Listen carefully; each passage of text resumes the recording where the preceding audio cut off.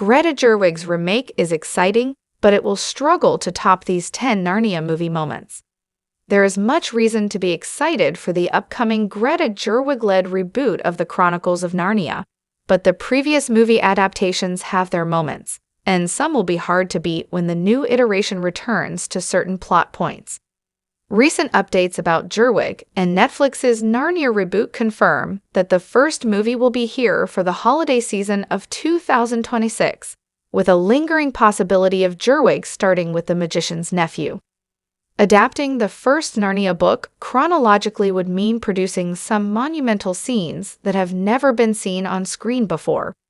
However, the story will sooner or later eventually reach readapting the storylines concerning the four Pevensey siblings, which will mean reshooting scenes that have already been produced to perfection before. Gerwig's Narnia faces many challenges, but one little discussed is living up to the underrated previous movies which already did so well by particular parts of Narnia.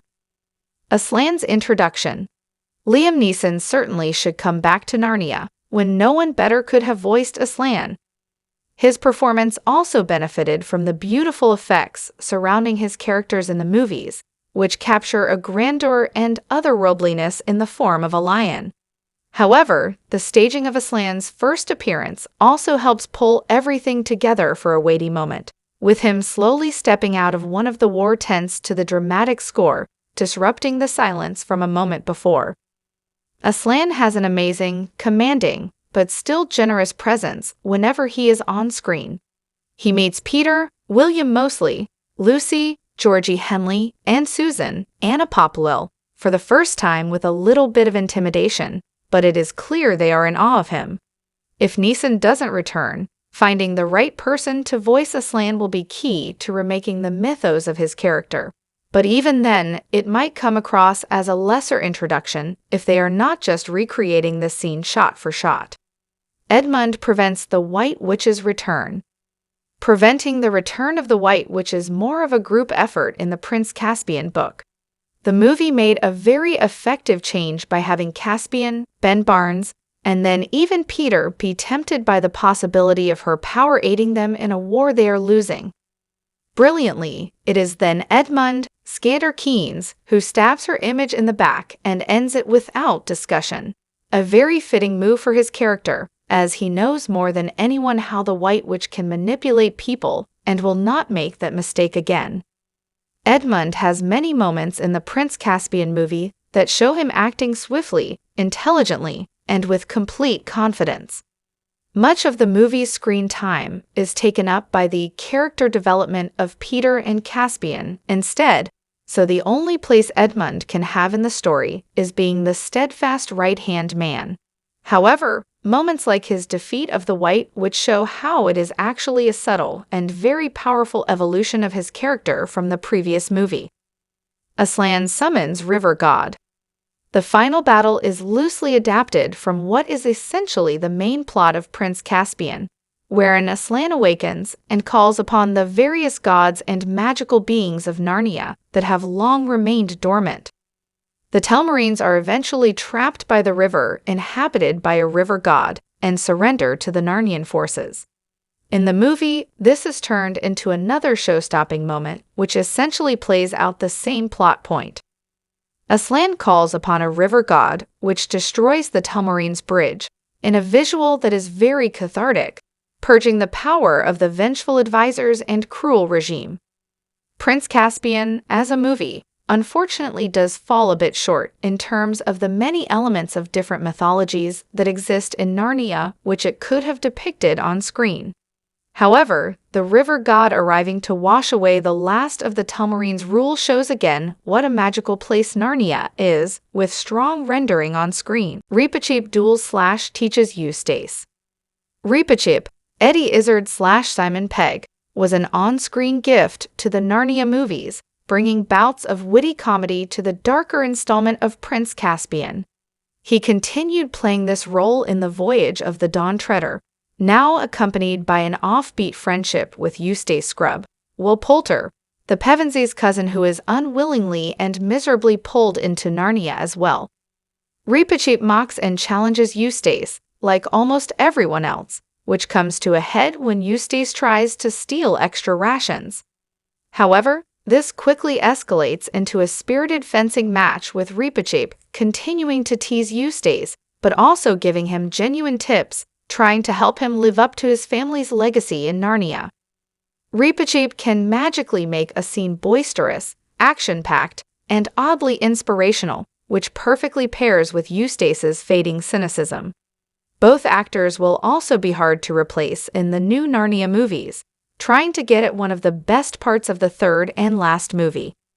The Pevensies rediscover Cair Paravel.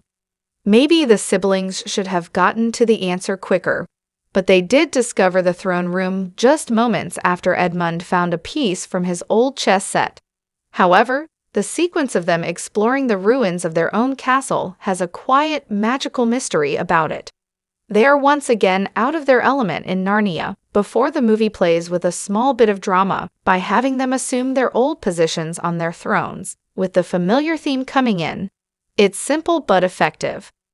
The entire scene is a bit morbid but still hopeful, setting the stage for the sequel darker than the first movie. After making this discovery, the siblings have better bearings on their surroundings and start planning their next move. The visual also proved to be an effective way to draw the first two movies so far together. Griffons carrying Narnians into battle.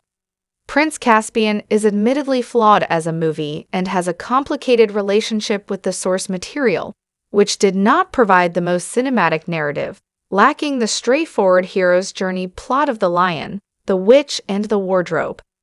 Consequently, the filmmakers expanded upon the action wherever they could. Despite everything else, the group innovating to use the real-world technology of Edmund's flashlight to signal the troops and the Griffons flying them in is pretty cool. Susan gets to use her bow a lot more in the sequel, and far more than she ever does in the book, which includes getting to fire shots while still in the air. Elsewhere, Edmund pulls off a needlessly dramatic last-minute rescue that also says something about his character. To be clear, he did look backward off the tower to see that the Griffon was there to catch him. He just looked back at the Telmarine soldiers before falling backward to be dramatic. Susan writing to Lucy and Edmund. It is a quick moment in the voyage of the Dawn Treader when Susan writes to Edmund and Lucy from America, which seems to be part of the studio's plan to include William Moseley and Anna Popplewell in the movie. However, it reveals a lot about Susan's character. She talks about enjoying America and a young man she thinks is interested in her. It's clear that she is enjoying life as a young adult, yet still references their times in Narnia. In short, it's the closest anyone has ever come to trying to reconcile Susan's real-world life with who she was as a queen, especially important to the story when she is the only one who never returns to the magical world. The new Narnia could cast an adult Susan and do more with her character through this avenue, but Voyage of the Dawn Treader still pulled off a simple yet hopeful moment with Susan, implying a lot about who she has become, that is perhaps more effective than fully expositing her life post-Narnia. Reepicheep goes to Aslan's country. Reepicheep is a joy throughout the two Narnia movies he is in, whose character is almost wholly defined by concepts of service, honor, and loyalty, be it to Aslan or the ruling kings and queens. He is the perfect heroic knight, ironically embodied as a mouse, proving what Narnia has to say about heroism coming from anywhere. Reepicheep also rarely asks for anything for himself, save for a tail and to see Aslan's country. His last scene in the movies is uplifting, bittersweet, and satisfying. Voyage of the Dawn Treader delves into themes of exploration but concludes that many of these characters can't go to Aslan's country yet when they are still needed by their worlds and families. However, it is utterly peaceful and the perfect way to cap off the narrative that Reepicheep is the one to go, simply because he wants to and finally lays down his sword. Not to mention the beautiful production design of this scene. Peter riding into battle. William Moseley gives a strong performance in the first movie with hints of Peter wanting to be a hero. In the context of World War II, but also being terrified when he is suddenly called upon to lead the Narnian army, facing this as bravely as he can. The power of Henry Gregson Williams' score really can't be understated, especially in The Lion, the Witch, and Wardrobe. The scene where Peter and the Narnians charge the White Witch's forces is classically epic, showing off the magical variety of the soldiers and punctuated with moments of Peter's vulnerability.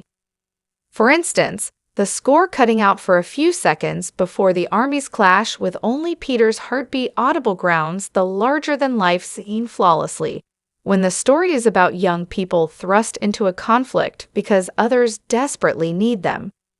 The initial battle sequence makes great use of some different filmmaking techniques when it comes to drama, action, and close-ups, capturing all that is going on in this moment. Lucy discovers Narnia. The cornerstone of the entire story is Lucy discovering Narnia, which sets everything in motion, and the movie absolutely nailed it.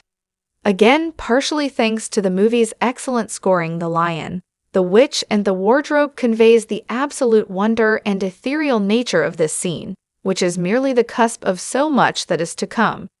Narnia will be a setting of tragedy, but this introduction is based in the part of it that is entirely fantastical and childlike. Georgie Henley, of course, gave a beautiful performance of Lucy's initial confusion, but ultimately delight at discovering something wonderful, even if she cannot understand it. Reportedly, it is her real reaction as she was carried blindfolded onto set via Cinedemy. Setting up this real acting and the overall direction made it arguably the best moment in the Chronicles of Narnia movies, which will be difficult to do again.